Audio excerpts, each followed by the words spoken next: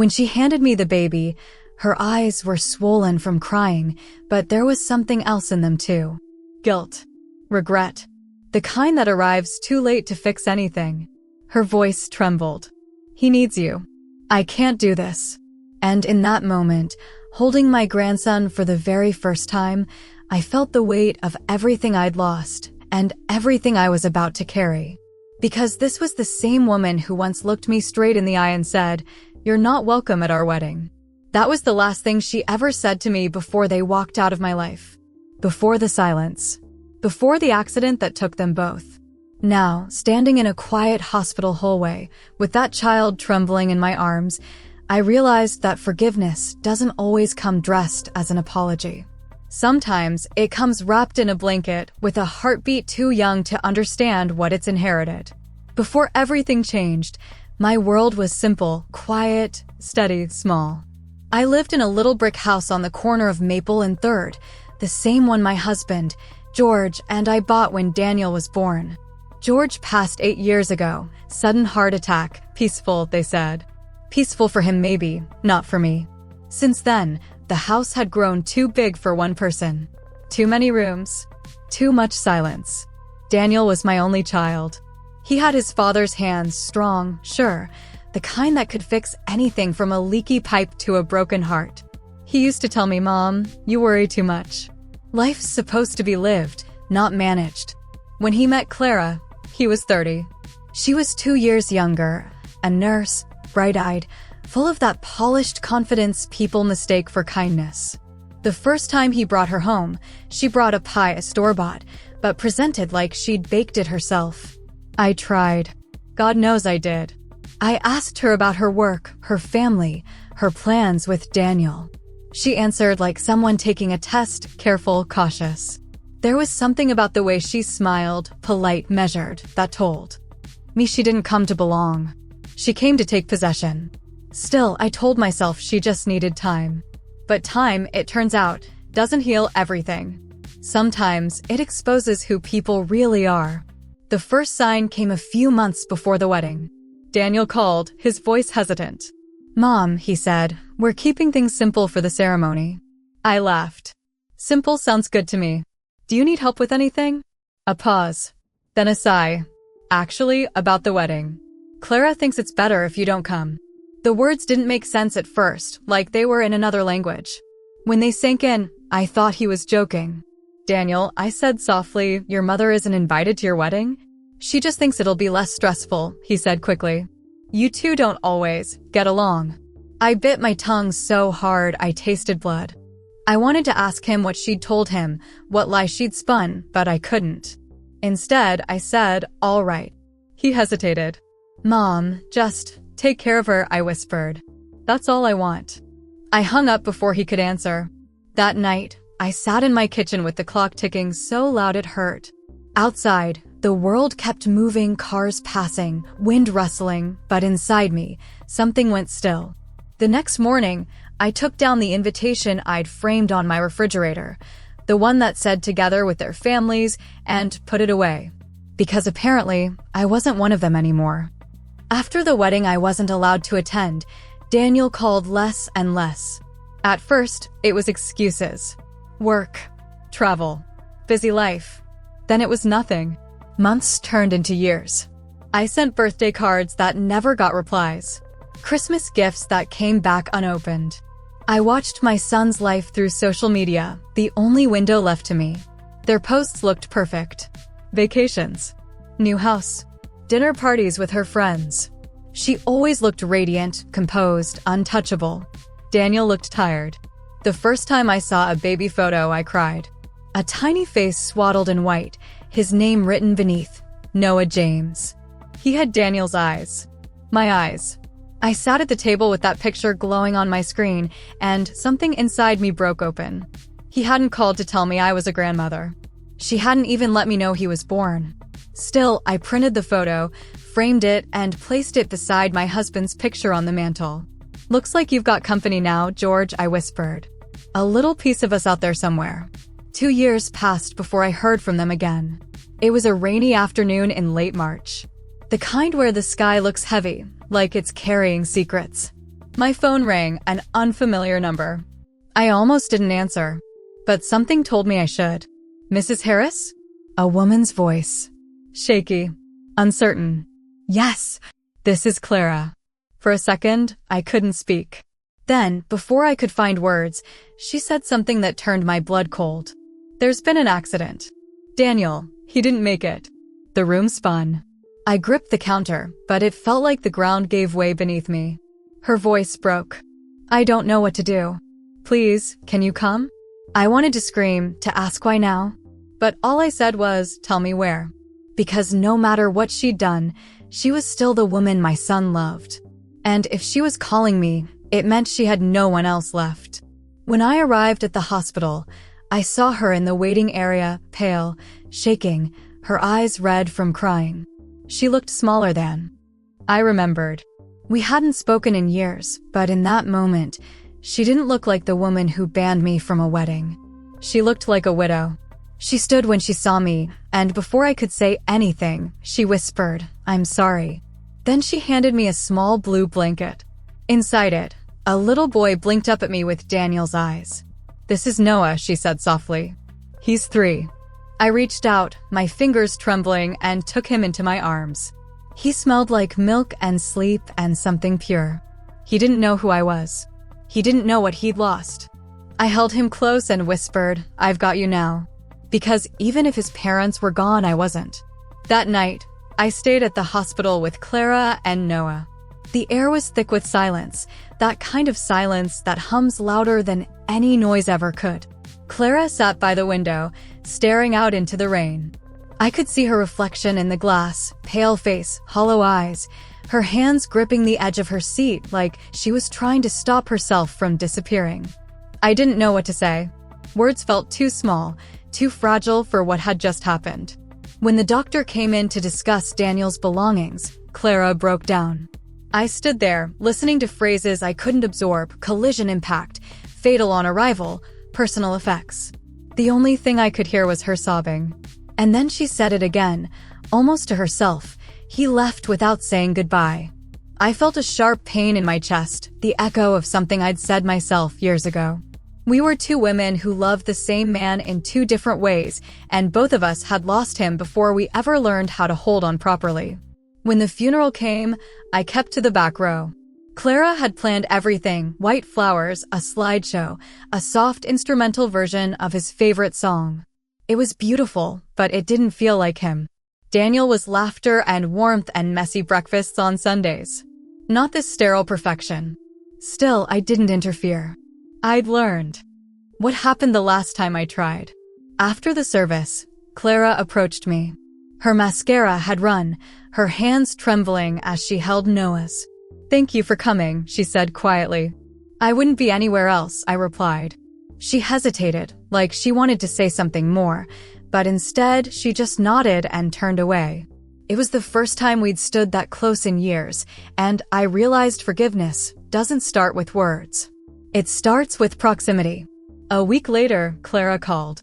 Her voice was weak, hoarse, the kind that belongs to someone who hasn't slept in days. I can't do this, she said. Do what? Be a mother. Not like this. Not without him. There was a long pause. I heard Noah crying faintly in the background. Please, she whispered. Can you come? So I did. When I arrived, the house looked untouched since the accident, like Daniel might walk back through the door any minute. His shoes were still by the mat. His jacket hung neatly by the stairs. It hurt to see it. To see the life they built without me. Clara looked exhausted. Dark circles under her eyes, her hair unbrushed. The living room was scattered with toys, unopened mail, and photo frames turned face down. I don't know how to talk to him, she said, glancing toward Noah, who was sitting quietly on the floor, pushing a toy car back and forth. I knelt beside him. Hey, sweetheart, I said softly. He looked up, studying me. Then, without a word, he climbed into my lap. That's when I saw it, a photograph lying half-buried under the couch. It was Daniel, holding Noah as a baby. Behind them was the same kitchen I used to cook in when Daniel was a child. My kitchen. The picture wasn't new. It was old, the kind that had been taken before the wedding. but someone had folded it neatly right through my face. I felt something twist in my chest. Where did this come from? I asked quietly. Clara froze. Her lips parted, but no sound came out. Then she said, almost defensively, "It doesn't matter now." But it did matter. Because suddenly, all those years of silence had a face hers.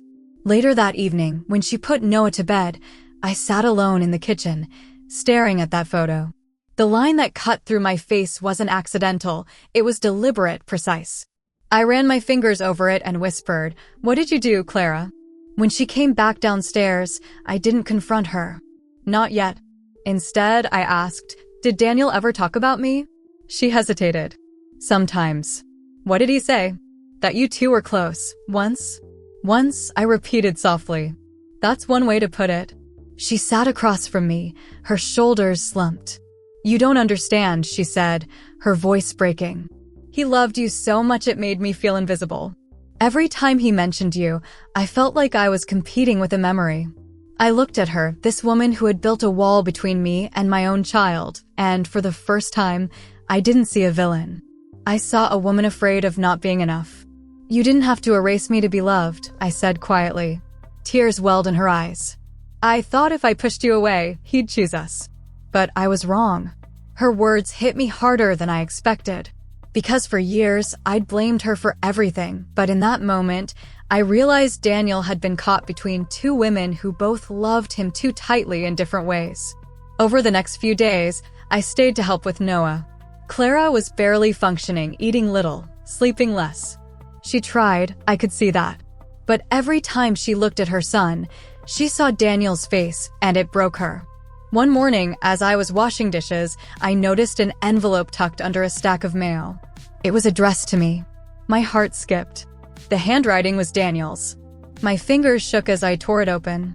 "Mom, if you're reading this, it means I didn't get the chance to fix what I broke. I wanted you at the wedding, but I didn't want to start my marriage in conflict. I thought I'd have time to make it right. I was wrong.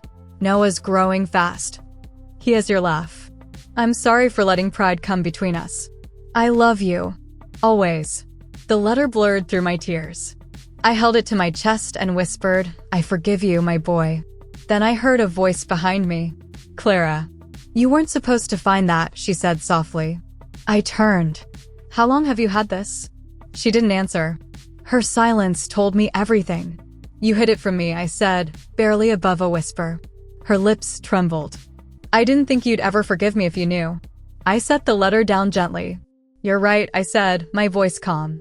"But I think he just did." That night, I sat by Noah's bed, watching him sleep. His chest rose and fell so peacefully, a rhythm untouched by the pain that built the world around him. I brushed a curl from his forehead and whispered, "You'll know your father's heart." "I'll make sure of it." Because even though I couldn't save Daniel, I could still save what was left of him. The next morning, Clara barely came out of her room. The blinds were closed, the air thick and stale. I could hear her pacing behind the door, occasionally stopping long enough to cry quietly. Noah sat at the kitchen table with his cereal, swinging his legs and humming softly to himself. I watched him, how he carefully arranged his spoon beside the bowl just like Daniel used to, how his small hands looked like a promise I hadn't known I was waiting for. After breakfast, I took him out into the yard. The grass was still wet from the morning dew, and the air smelled like rain and lilac. He chased butterflies, laughed out loud, and for a moment, I felt something shift inside me. Grief, I've learned, doesn't always come in tears. Sometimes it hides behind laughter, brief, stolen moments that remind you what it's like to breathe again. When we came back inside, Clara was sitting at the kitchen table, pale and drained. She looked up, eyes red but focused. "I need to tell you something," she said quietly. I sat across from her, folding my hands. "Go ahead." She hesitated, then said, "The day of the wedding. I told Daniel it was me or you." The words hit like a slap. I didn't move, didn't breathe. "I didn't mean it the way it sounds," she continued quickly. "He'd invited you without telling me. I found out the night before, and I panicked. I thought if you came, it would all fall apart. I didn't trust him to set boundaries. I made him choose. And he chose you," I said softly. Her eyes filled with tears. Yes, and I've hated myself for it ever since. I let the silence sit between us, heavy, unforgiving. Finally, I said, "You were afraid." She looked up. "Of losing him?" I nodded. "But you lost him anyway." She pressed her palms to her face, sobbing. "I know. God, I know." When her crying subsided, she whispered, "You must hate me." I shook my head slowly. "No. I've wasted too many years on hate. I just pity the woman who thought love was a competition." Her shoulders trembled. "I don't know how to fix it." "You can't fix what's gone," I said gently. "But you can choose what comes next." That night, she handed me a folder. Inside were documents, custody papers, financial accounts, insurance information. "I want you to take him," she said. I looked up sharply. "Clara, no." "I can't raise him alone," she said, voice breaking. "Every time I look at him, I see Daniel. I hear him. It hurts too much." "You think it doesn't hurt me?" "It's different," she whispered. "You're stronger." I laughed bitterly. "No, I'm just older. And maybe too stubborn to fall apart." She looked away. "He deserves better than a mother who resents the air he breathes." "Clara," she stood abruptly, her hands trembling. "Please, just take care of him." I reached across the table and took her hand. "You don't need to disappear to prove your love. But if you're asking me to stand in until you find your footing, I will." Her lip quivered. "You'd do that? For him? For Daniel?" I nodded. "Yes." Her shoulders dropped in relief and shame. "Thank you," she whispered. "I'll get some rest. Tomorrow we'll talk." But tomorrow didn't come the way I expected. When I woke the next morning, the house was too quiet. No sound of footsteps, no clatter from the kitchen, no quiet crying behind closed doors. I went to Clara's room. The bed was neatly made. On the nightstand was a folded note. My hands shook as I opened it. "I can't stay. Please love him enough for both of us. He deserves peace, even if I have to leave to give it to him." I sank onto the bed, the note trembling in my fingers. Noah's small voice broke the silence. "Grandma? Where's Mommy?" I turned. He stood at the doorway in his pajamas, rubbing his eyes. "She had to go somewhere, sweetheart," I said softly. "But she loves you very much." He looked up at me, searching my face. "Are you staying?" I swallowed the lump in my throat. "Yes, I'm not going anywhere." He smiled faintly, as if that was all he needed to hear. I pulled him into my arms and whispered, "You're safe now." Over the next few days, I called everyone I could think of: Clara's sister, her workplace, even her old neighbor. No one knew where she'd gone. The police filed a missing person report, but after weeks with no trace, I realized she didn't want to be found. So I did what any mother and now grandmother would do. I built a life around the child she left behind. I enrolled Noah in preschool. I turned the guest room into his bedroom, soft blue walls, a toy shelf, and glow-in-the-dark stars on the ceiling. Each night, I'd read him the same bedtime story Daniel loved, The Velveteen Rabbit. He'd always ask the same question halfway through: "Was Daddy real?" And I'd smile through tears. "More real than anything, baby." Months passed. Seasons changed. Grief, like time, moves quietly. It doesn't ask permission. Noah grew fast. He laughed often. And somehow, the house that once felt too big now felt just right. One evening, as I was tucking him in, he looked up and said, "Grandma, when's Mommy coming back?" I froze.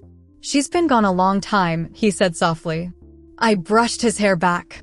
"Sometimes people need time to find themselves before they come home." "Will she find us?" "I hope so," I said. "But even if she doesn't, you'll never be alone." He smiled sleepily. "Because I have you." That night, I sat by the window long after he'd fallen asleep. Outside, the street lamp flickered, catching the edges of Daniel's old photo on the wall. I whispered into the dark, "Your son's safe, my boy.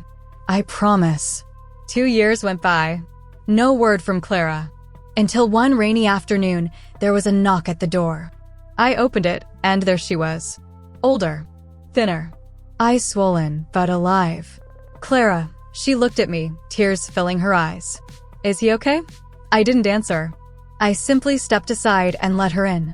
Clara stepped inside hesitantly, as if she didn't quite believe she was allowed to. Her clothes were damp from the rain, her hair plastered to her face. She looked older, yes, but also softer, quieter, like the fight in her had been replaced by something else. When she saw Noah's drawings taped to the living room wall, she pressed her hand to her mouth. Her voice came out small. "He draws now." "Yes," I said.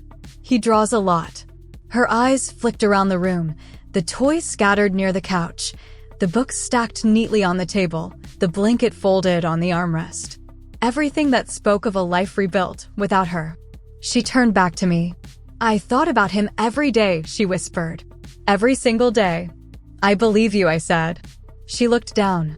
"I didn't mean to stay away this long. I just couldn't face it." I kept hearing Daniel's voice, seeing his smile, and every time, it felt like drowning all over again. Her words were trembling, broken pieces of guilt finally finding air. I poured her some tea and handed it over.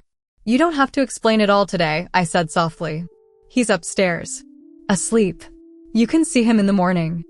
She nodded, tears falling into her cup. "Does he remember me?" "Yes," I said. "He remembers your voice. He still talks to your photo at night." That undid her. She covered her face and sobbed. I wanted to tell her it was okay, but grief isn't something you comfort. It's something you sit beside.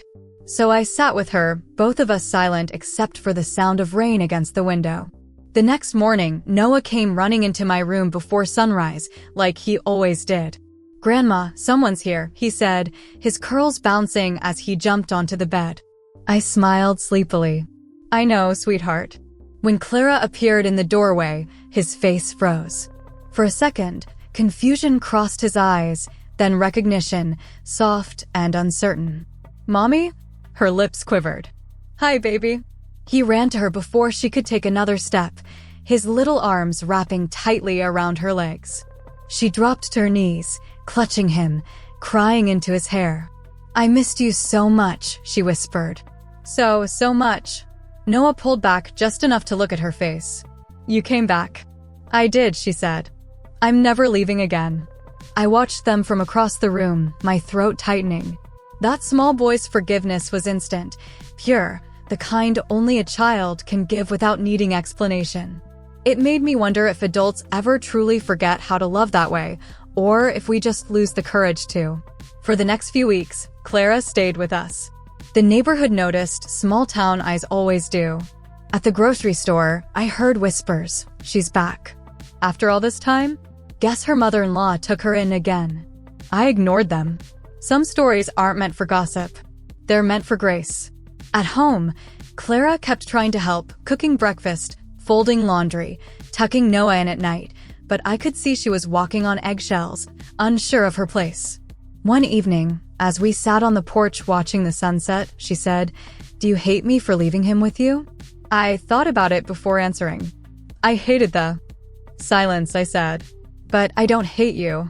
She looked at me surprised. "Because hate keeps people frozen," I continued. "And this house has been thawing for a long time now." She smiled faintly. "You always talk like a preacher." I laughed softly. Maybe I learned it from surviving people. Later that night, I found her sitting at the kitchen table, staring at the letter Daniel had written to me, the one she'd hidden. "I read it," she said quietly when she saw me. I nodded. "Good." Her eyes glistened. "He wanted you to forgive me." "He wanted us to forgive each other," I said. "He knew how stubborn we both are." She gave a watery laugh. "He used to say we were too much alike." I guess he wasn't wrong. "No," I said. He wasn't. For a long time, neither of us spoke. The air was heavy but not angry, just full of the things we were learning to release. Then she whispered, "Do you think he'd be proud of me? Of who I am now?" I reached out and took her hand. "Yes, because you came back." The following Sunday, we went to church together. It was the first time Clara had been in years. When we walked in with Noah between us, people turned to look. Some nodded politely. Others whispered. But the moment the choir began singing, all of that melted away. Clara closed her eyes, tears streaming down her face as the hymn rose through the air, the same one played at Daniel's funeral. She reached for my hand. I took it without hesitation. And for the first time, I didn't feel like Daniel's absence was a hole between us. It was the bridge that brought us both here. After the service, Pastor Williams stopped us by the door. He smiled at Clara.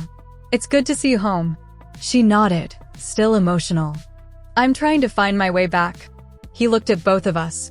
"Sometimes, the way back is through the person you once hurt." I could see the words land heavy on her heart. When we got home, she hugged me tightly and said, "Thank you for not giving up on me." I smiled. "You were never mine to give up on. You were his." She shook her head. "No, now I think I'm ours." And for once, that didn't sound like guilt. It sounded like healing.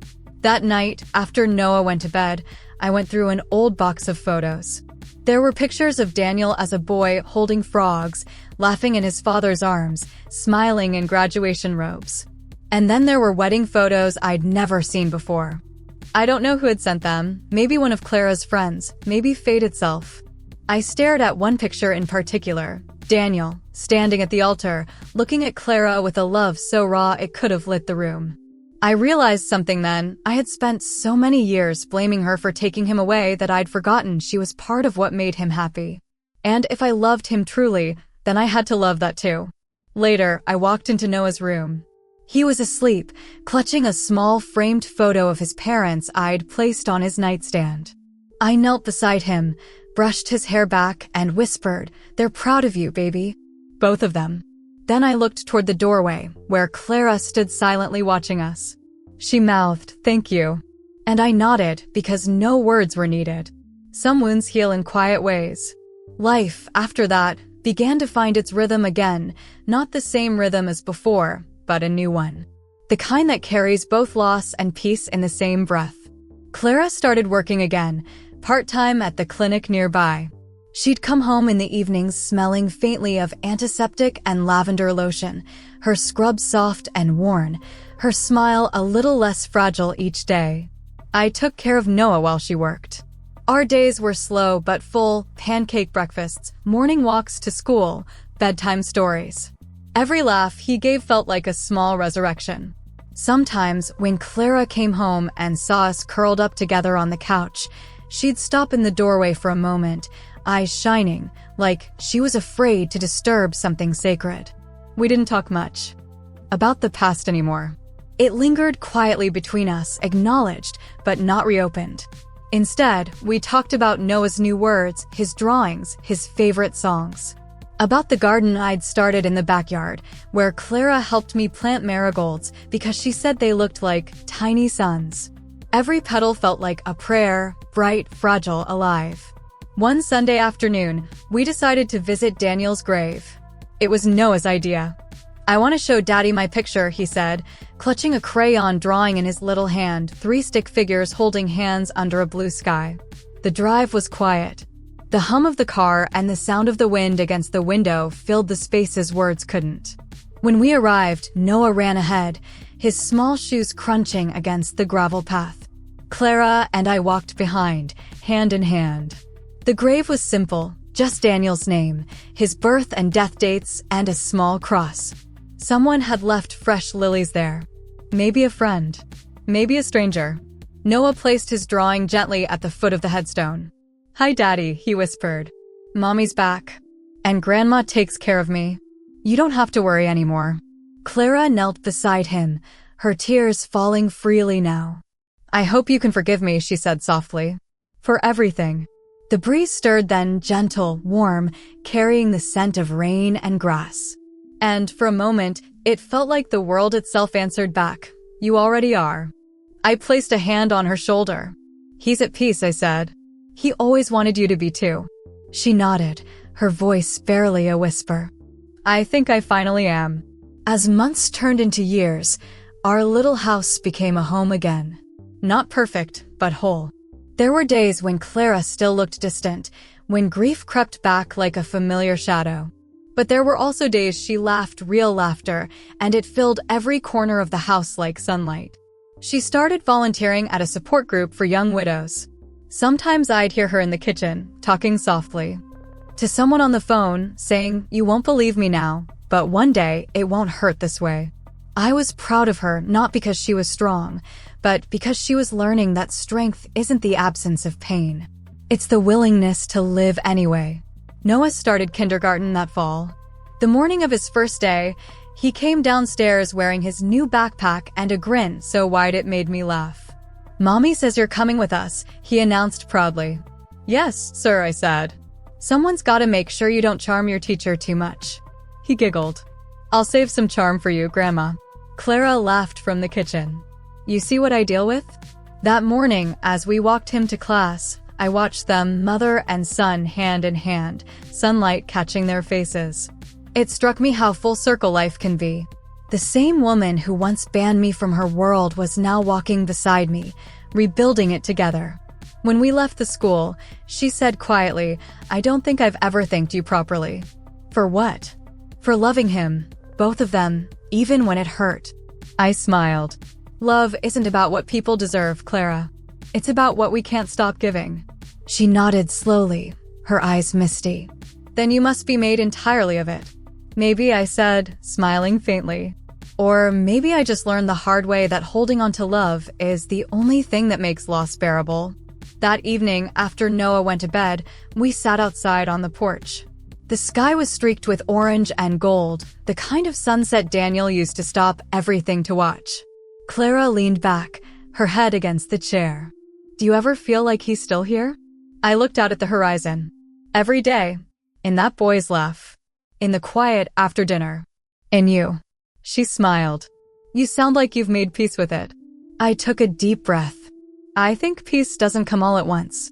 It's like planting. You water it, you wait, and one day you realize it's been growing quietly the whole time. She looked at me for a long moment. "You're a good mother." I shook my head gently. "No, Clara. I'm just a mother who never stopped trying." A few months later, Clara came home from work with a small box in her hands. "I've been meaning to give this to you," she said. Inside was a silver locket, engraved with Daniel's initials. When I opened it, there were 2 tiny photos inside, one of him as a boy, one of Noah. "I kept it all these years," she said. "But I think it belongs to you now." Tears filled my eyes. "Thank you." She smiled softly. "You know, when I first met you, I thought you were judging me. I didn't realize you were just seeing me. And that scared me. I was scared too, I admitted. Of losing him. Of being replaced. But I learned something: love doesn't divide. It multiplies." She exhaled shakily, nodding. "You really do talk like a preacher." I laughed. "And you finally stopped arguing with my sermons." We both smiled, that kind of smile that comes only after long years of misunderstanding, tears, and grace. That night, I tucked the locket beneath my pillow before bed. For the first time in years, I didn't dream of the past. I dreamed of tomorrow, Noah's laughter echoing through the house, Clara's voice humming softly in the kitchen, the garden outside glowing gold in the morning sun. It wasn't the life I'd planned, but it was a good life. A full one. And as I drifted to sleep, I whispered, "Rest easy, my son. We're all home now." It's been 6 years since that day in the hospital, the day she placed Noah in my arms and walked away. Sometimes, when I look at him now, chasing fireflies in the yard, I still see that tiny boy wrapped in a blue blanket, carrying a story too heavy for his little shoulders. But he's happy. We all are, in our own quiet ways. Clara still visits Daniel's grave once a month. Sometimes I go with her, sometimes she goes alone. Either way, she always comes back with fresh flowers and lighter eyes. She says the air feels different. They're now less like goodbye, more like gratitude. I've learned that's what forgiveness does. It doesn't erase the pain. It just changes the way you breathe around it. Our home is full again. There's laughter, music, small messes in the hallway, and a peace I never thought I'd feel again. We've all stopped asking why it happened and started asking what it gave us instead. And that's how I know Daniel is still with us, not in the pictures, not in the grave, but in the love that kept surviving long after he was gone. Because love, real love, doesn't end in tragedy. It transforms it. If you've ever been hurt by family or felt shut out by someone you loved, I hope you know this. Sometimes, God brings the very person who broke your heart back into your life, not to reopen the wound, but to show you it healed. Clara once took everything from me, my place in my son's life, my joy, my peace. And yet, years later, she handed me the one thing that brought all of it back, my grandson. The bridge she burned became the same one we had to cross to come home again. So maybe forgiveness isn't about forgetting the fire. Maybe it's about planting flowers in the ashes. Would you have done what I did? Tell me in the comments below. And if this story touched your heart, don't forget to subscribe, because every week, I share real stories about heartbreak, healing, and the kind of love that outlives us all.